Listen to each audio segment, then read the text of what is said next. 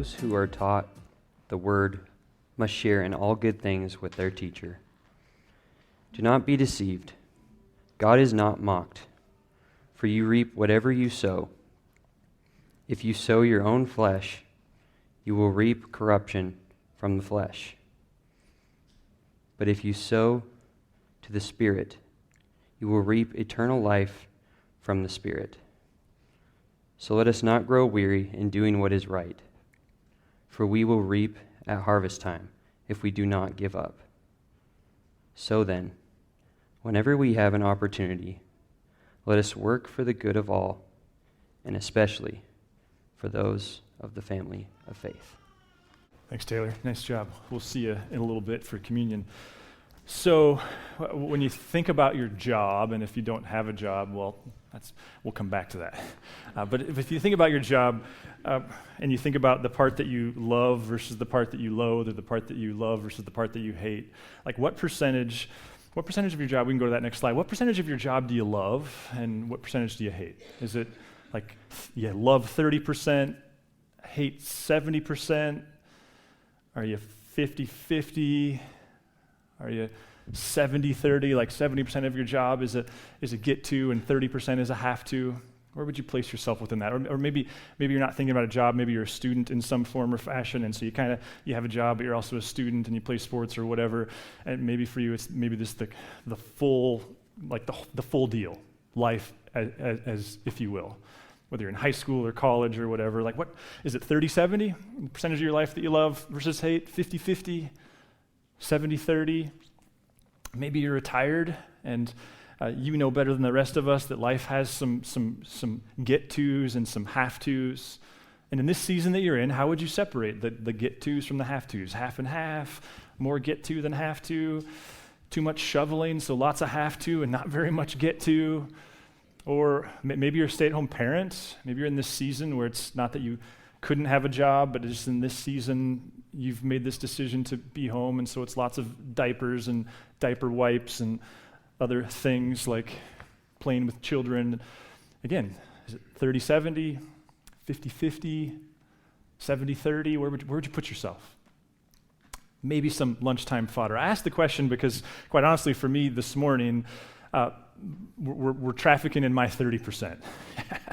And I don't necessarily mean the role. Like, I so love what I get to do and love this place, and I'm so honored to work with this team and all of you, and it's just such a really fun season. In fact, we're doing this Alpha course right now, which is largely designed for people who are outside of faith and are kind of just curious about it, but haven't really or had the opportunity to really dig in deep to it. And there was a handful of us at my house this last week, and there was this awkward point where it kind of became this like Narrate praise fest, which was very flattering, but a couple of the people, neither of whom would identify as Christ followers, started to talk about you all and this space and how instrumental it's been for them in creating context for them to explore faith in a way that was safe for them. And one of the people, she's a scientist, and she said, my whole life, church to me has felt like a club that I didn't belong at or belong to.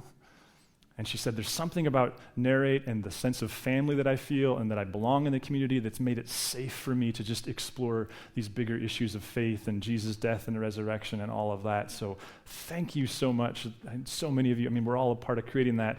But so when I say the 30%, I'm not necessarily talking about all of that. I'm talking about the topic of money. And all of you are like, dang it, I came on that Sunday. I get it. I totally get it. We've not done this for a very long time. I remember many, many years ago, I was processing some things with one of my mentors. It was in the first couple years of my, I think I must have been 2021. I was working a job. I think I was working for the church actually at the time, and I was processing the love versus loathe part of a job. And my friend said, Adam, if you have a job where 70% of the time you love what you do, then you have a really great job that's really well matched to you. I look back on that, and I'm very grateful for that conversation because I think it rescued me from a lot of just unrealistic expectations, not to mention entitlements and things like that. But I mean it honestly. Like this this idea of talking about money is nothing that I ever had to do until we got here. In fact, I remember in the first couple years, one of my friends who was this old savvy business person, we were driving somewhere and he looked at me at some point. I can't remember what we were talking about in that moment. He was pretty new to church. We had developed quite a friendship. He was connecting with his faith and he just more or less looked at me and said, Adam, when you talk about money, it's awkward. And what landed with me there is he said, I get it. You're working really hard to not offend some people. And he just was really straight with me. He said, but the people that you're trying not to offend are never going to give. And the ones that do, it's going to be hard to offend them because they get it. They understand all this.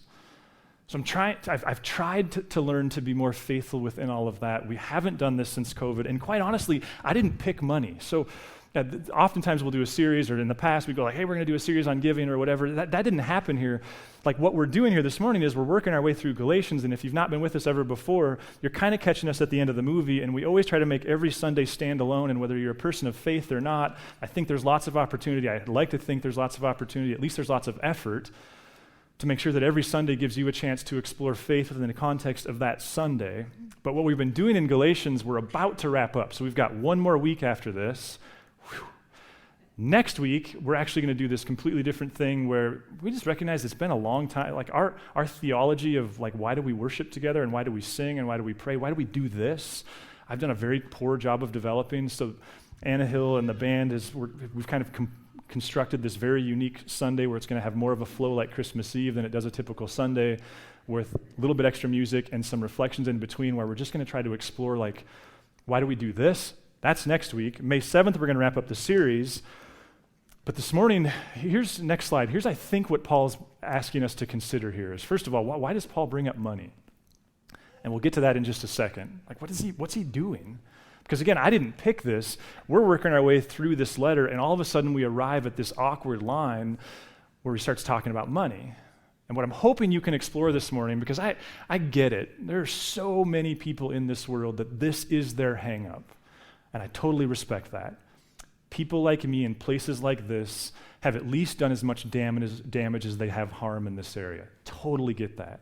So let me just say, if this morning you get creeped out, then don't in any way apply it in a way that benefits me or this place. But do it somewhere else. Like, don't throw the baby out with the bathwater, because I think Paul has some stuff for us. But just to kind of catch us up to the series a little bit, we've been in this series called It Sticks With You. And what we've been exploring, actually one of the teachers from Capitol this morning said, I stepped in a piece of gum in the halls at Capitol this week, and it reminded me of that. The It Sticks With You is the old way of being human. That part of what we're trying to explore, I think one way to think about what Paul's doing in Galatians and what the New Testament's doing in general is Paul has this grand sociological experiment in mind.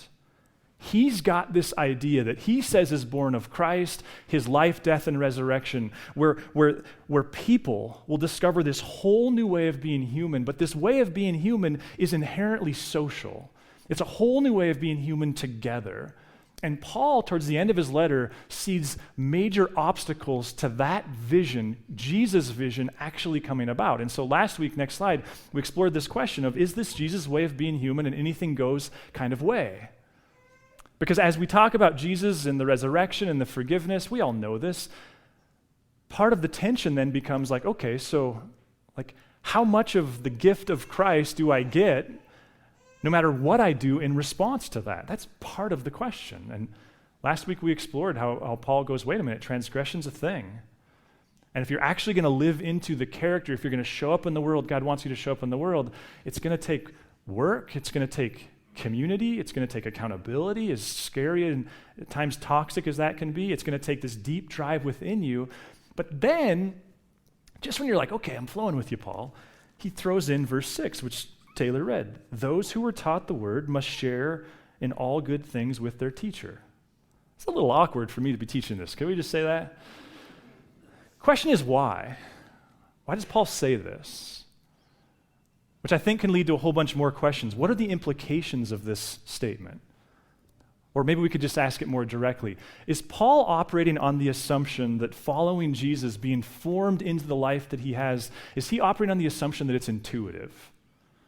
that you pray a prayer, that you get baptized, that you believe something, and then even if God has more for you to be, it just happens. Or is it like most things in life? It's one thing for a kid to love baseball, and it's another thing for a kid to learn how to play baseball. It's one thing for somebody to fall in love with literature. It's another thing to have somebody to teach them literature.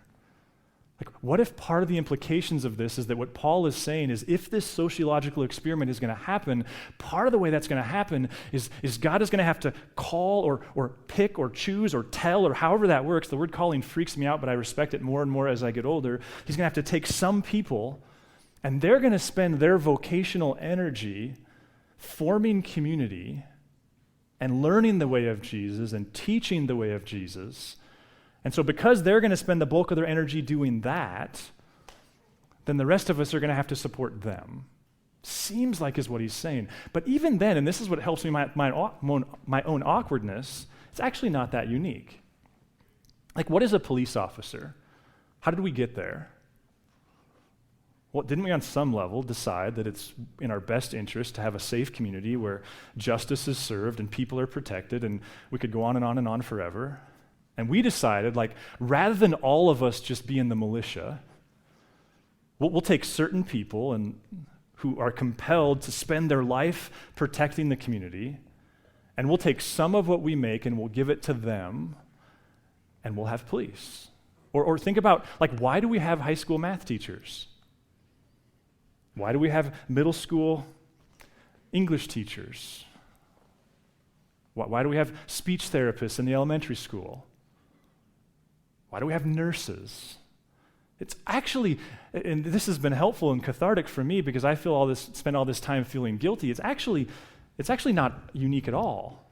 Like, we do this across society where we take certain people and we go, hey, why don't you go become an expert in environmental engineering? And why don't you serve us in this way? And we will as a society support your living so that we don't have to learn that stuff. Like, a few weeks ago, going back to late December, one of my kids challenged me to this thing. I didn't know at the time that it was like a TikTok thing or something, but the challenge was to do 2,000 push-ups a week. And I was like, I'm going to do that. I can do that. And so my goal was to make it to spring break, and I think I made it 7 weeks, and then I'm obsessive, so 2,000 became 3,000.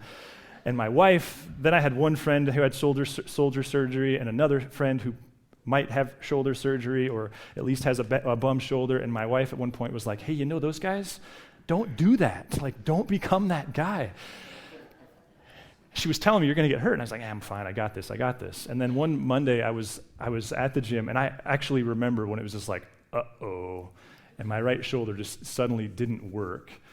And I only had a few more sets left, so I finished, which is kind of that obsessive thing. I know. And then I got home, and I couldn't lift my arm above my head.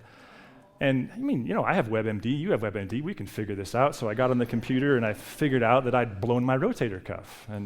Which didn't surprise me because I've thrown a lot of baseballs in my life, and I've always kind of assumed it seems like men have shoulder issues at some point, and so I was like, oh, bummer, and I kind of hoped for the best but was assuming the worst and was even thinking, well, maybe I'll do the Rob thing where you just get your shoulder cut off and put a new one in there. I wasn't actually thinking that, and my wife was going, hey, you should go see Dr. Brandon. Hey, you should go see Dr. Brandon because he's the direct primary care guy that we use. We love him.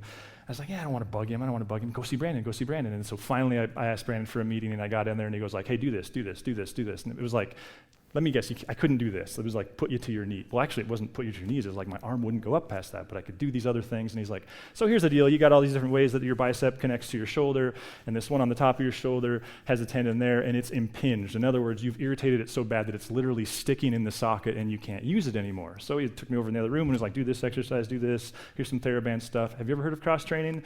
He told me to do some different stuff, give it a few weeks, and voila. My point is this. I'm so glad that a guy like Brandon went like, I'm going to spend a bunch of time and a bunch of energy, and I'm going to learn these things about the human body so that when people need to know something about their body, they don't have to go to WebMD because for hypochondriacs like Adam, that's a disaster.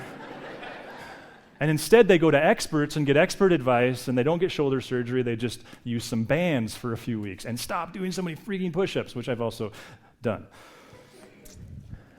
I think that's what Paul's saying here. Those who are taught the word must share in all good things with their teacher. I understand how offensive this gets, and I have friends who live in the South who are like, Adam, you just don't see it the way we do. You don't see the homes and the houses and the airplanes, and I get all that. Trust me, I don't own an airplane, at least not one that actually flies. I think there's a die-cast one in the basement somewhere. But I think what Paul is really doing here is really not about me. It's about, like, to what extent do we need places like this and people like Doris and Justin and Hannah and Lexi and Gay and Kristen who go like, okay, I'm going to take some of my vocational life energy. I'm going to form and shape this thing so that people can live out this sociological experiment. And he keeps going. Verse 7, do not be deceived.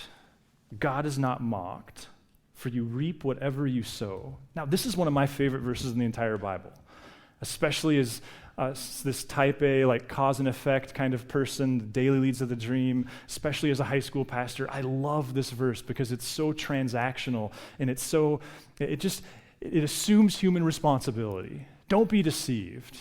Doesn't matter how much you pray, you can't cheat God in terms of like you get into things, what you get out of them kind of stuff. What I've never seen is Paul hasn't switched to a new topic.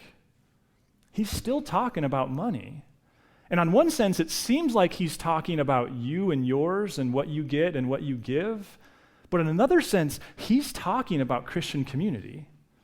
Like, if you do this and you have these types of people, you'll have X. And if you don't, you'll have Y. I was talking with a friend recently who they'd said, hey, so I really wish back when I got this job, we'd had this conversation. This was a younger person. I wish back when I got this job, I'd have taken your advice and set aside the first 10% to give away. And I was like, really, why?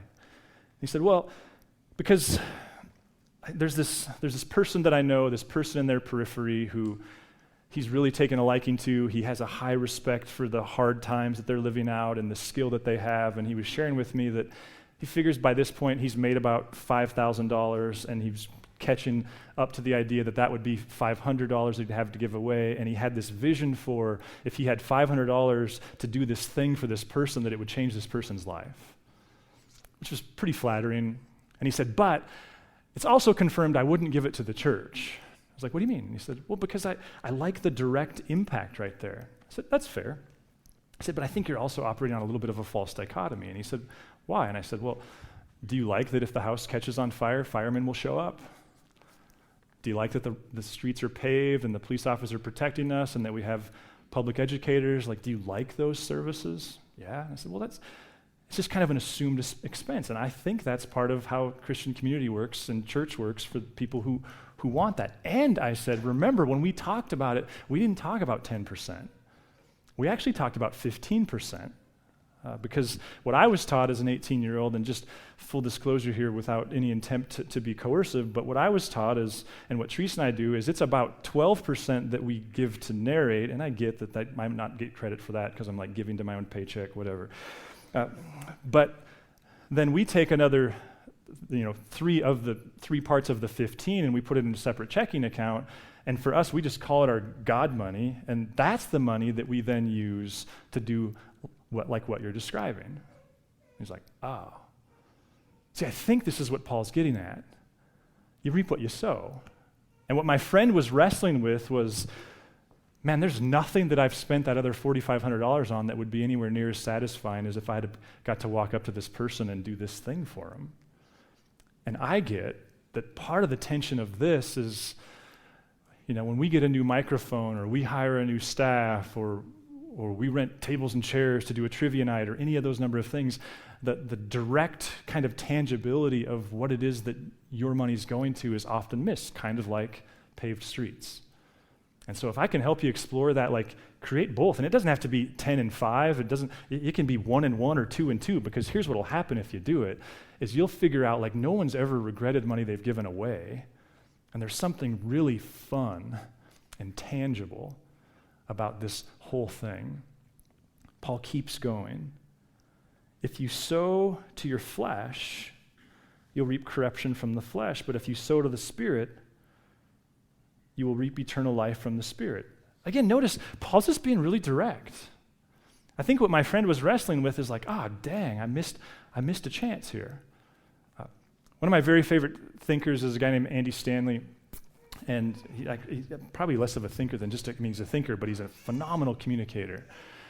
I was sitting with some friends recently, and I'd quoted this, because one of the things Andy Stanley says is in the premarital process, the single most important question you can ask, you know what it is? You go like, well, he's a Christian, it must be, do you believe in God? And he goes, nah, it's actually not. If we're talking about whether or not the marriage will make it, it's not the one.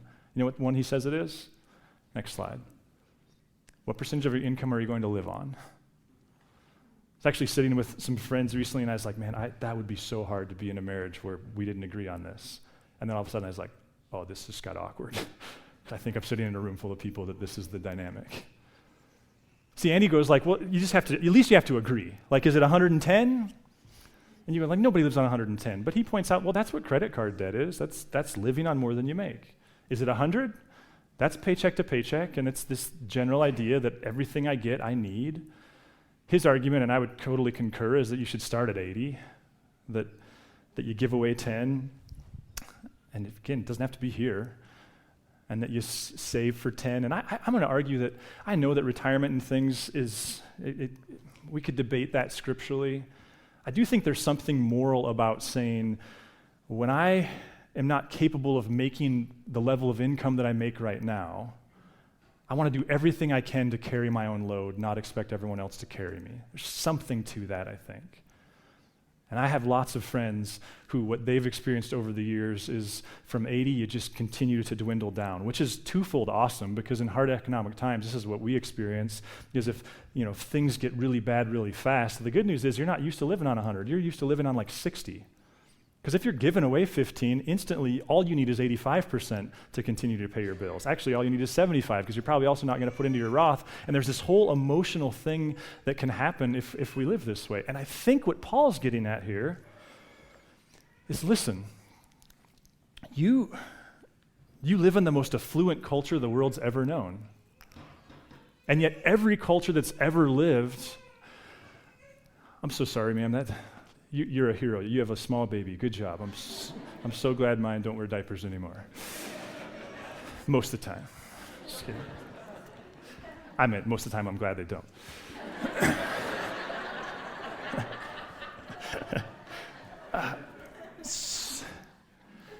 I think what Paul's saying here is, like, you're a steward and I'm a steward.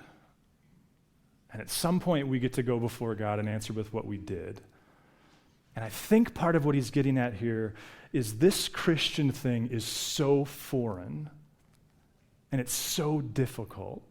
And to actually put on the mind of Christ is so extraordinarily more difficult than any of us thought when we raised our hand or prayed a prayer or got dunked, and we know this.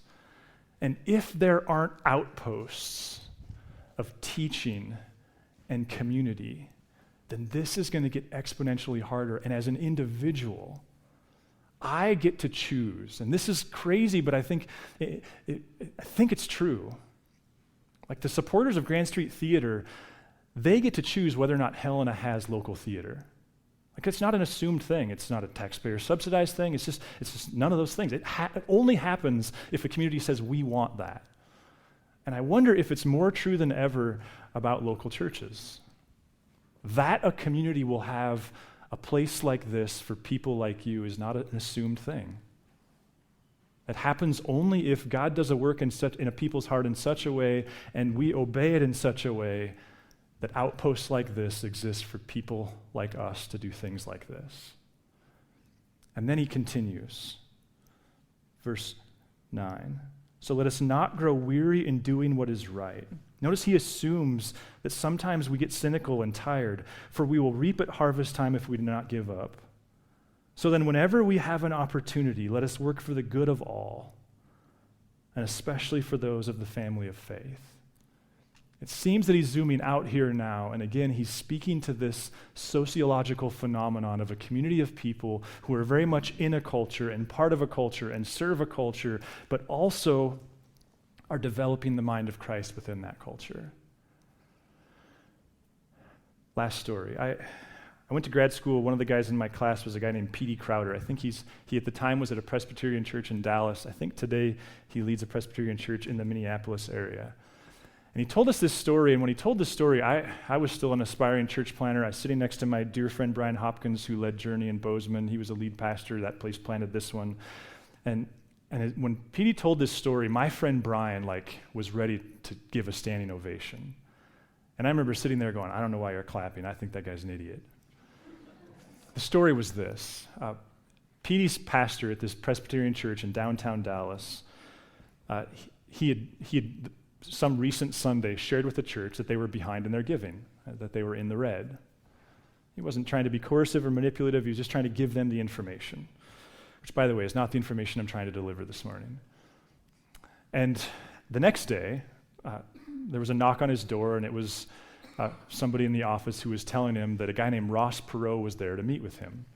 Now, I thought about pulling Dana Carvey up here, but if you're Hannah's age or younger, you don't even know who Ross Perot is. I learned that. For those of you that don't know, Ross Perot in 1994 ran for president as an independent. Mostly, he, if not entirely, funded his own campaign, and he's a really easy guy to make fun of, so SNL had a lot of fun, not because of his character, just because of his screechy voice, and he was always convinced that someone was interrupting him. So Ross Perot sat across from this pastor, and this is the story Petey was telling in class. Ross Perot sat across from the pastor, and as he sat down, he pulled his checkbook out of his back pocket and a pen out of his front pocket, and he put his hands on the pastor's desk, and he said, "How much is it?" The pastor said, "What do you mean?" He said, "How much are you short? This guy's a billionaire." And the pastor looked at him, and he said, "I'm not going to tell you, because I don't think this is how this is supposed to work. In fact, I think if I do it this way, I'll crush my soul and yours in the process. I think the way this is supposed to work is you're supposed to sit with what God is asking you to do, and you're supposed to do it. And we're supposed to trust that from people doing that, we will have a community like this one." I didn't get it. Like I said, I was like, well, that guy's a moron. He could have just, $500 million. How about that one? Or, I don't know. But I get it now. It's why, quite frankly, and let's just clear the air here, when this morning's over, if you don't give, I don't know that. If you do give, I don't know that. Obviously, somebody does. Her name's Doris, but she doesn't know who most of you are, so it's kind of a win-win-win. Here's where I want to leave this, is I think there's several layers. First of all, because of people who do give, there are a lot of opportunities around here to grow. Whether it's serving together or book groups, whether it's board game nights, which seem trivial, but they're not. Like-minded community is so crucial. There's lots of opportunities. And I just wonder if for you, maybe the way the Holy Spirit would nudge you this morning is just like, hey, good job for being here on Sunday. That's a big piece of the puzzle. And I think you need to step further into community. Or maybe I think you need to step deeper into some kind of theological thought and developing the mind of Christ so that you can better understand who God is and how he calls you to live. Maybe that's where God's nudging you. For others of you, maybe there is this really convicting thing around money, and maybe you've drifted, or maybe you've never started this conversation, and man, I myself, and there's lots of people here, including the entire staff, if we could help you just begin to think, because I can't imagine being a 36-year-old person with 2 or 3 kids and a mortgage and all that, and then for the first time starting to give, that's daunting. We'd love to help you with that, and maybe that's where you're at. Maybe you're faithful in this regard. And quite genuinely, my hope for you is that you can kind of take it in this morning and go, it's because of you. We're here because of the way God has moved in you and the faithfulness that you've exhibited within that. So thank you, and good job. And this morning, in just a minute, we're going to give you a chance to take communion, and if you've not done it with us, there's bread over here and wine over here, and we'll loop through the room this way. But so much of communion is about making the grace of God tangible in our lives. We often experience him in our head. We often experience him in our emotions. We often don't experience him in our bodies, and yet we know the resurrected Christ had a body. And part of the value of this is to experience the physicality of God. And I think, frankly, giving happens in a real similar way. I think one of the gifts of giving is in the seasons when the emotions waver and the seasons when the thoughts waver, there's this physicality to faith. So I'd like to pray, and we'll give you a chance to reflect. God, thank you for the way you've formed and shaped us. Thanks, Lord, for your death and resurrection, and even in this experience that we get to celebrate that. Death defeated. Thanks for the music that the band is keeping us in, this very Eastertide music of death defeated. Resurrection has flipped the world on its head. And God, our prayer would be, we know that you are a sending God, and that the purpose of this is to be sent back out, to gather and to scatter. And so, God, would you take our ordinary everyday lives, and would you send your Spirit into us and send us back into the world to be signposts for who you are? And would you take this ordinary everyday bread and wine, and would you send your Spirit into it, God? Feed us. Help us experience your grace in tangible ways. We love you, Jesus. Amen. Thanks for listening. If you'd like to learn more about Narrate Church, find us online at narratechurch.org or look us up on Facebook or Instagram.